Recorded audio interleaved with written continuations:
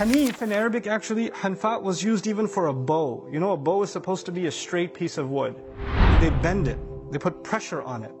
When you pressure something to bend against the mold, it's pushing, and the moment you let go, it'll go back to being straight. You understand? So when you create a bend, or you create a turn, but it takes a lot of force to do it, and then once you do it, you have to hold that pressure. That's actually one of the original meanings of hanaf. But when something turns easily, it's janaf. And when it's very hard to turn something, it's called hanaf. And he's a hanif. You know what that means? That his commitment to the truth is something that always requires a great deal of effort on his part. It's not easy. And there's all these pressures for him to just, why are you trying so hard? Go back to normal like it's supposed to be like everybody else. Let go. But he won't. He's hanif. The ism sifa means constantly struggling to bend away from falsehood, to keep away from falsehood.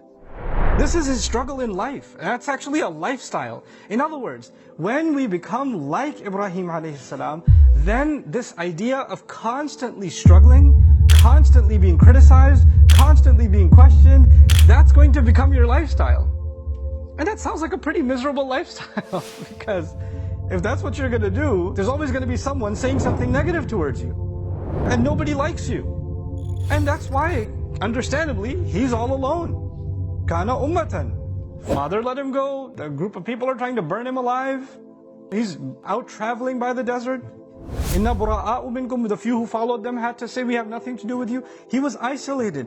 You would think of that as a very difficult life, but Allah corrects us, our thinking.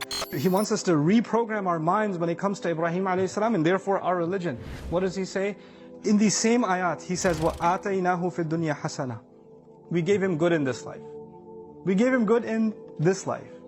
It's easy to recite these ayat. وَآتَيْنَاهُ فِي الدُّنْيَا حَسَنَةً. But how do you think about Ibrahim alayhi salam and think a good life, easy life, blessings in life? This is the same dua we make at Hajj. There's no accident that when we go to that rukn and we turn to Allah and say, رَبَّنَا آتِنَا فِي الدُّنْيا حَسَنَةً. It's the same words. Allah used those words for who? Ibrahim alayhi salam. آتَيْنَاهُ فِي الدُّنْيا حَسَنَةً. We gave him hasana in this world. And we're doing it at the same house that he built. We have to think about, what did it mean that he had a good life? We have to really concentrate on, what does it mean that Ibrahim alayhi salam had a good life?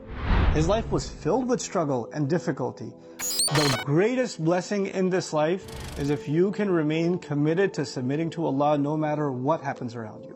Whether they're enemies around you that are trying to burn you alive that they try to do to him, or they're loved ones around you that out of love are trying to bend you, to take you back to the way you were. It doesn't matter what kinds of pressure there are. Pressures that come from love or pressures that come from hate. It wouldn't matter. You will remain hanif. You will turn away from falsehood no matter what it takes. That is the greatest blessing a person can have in their life.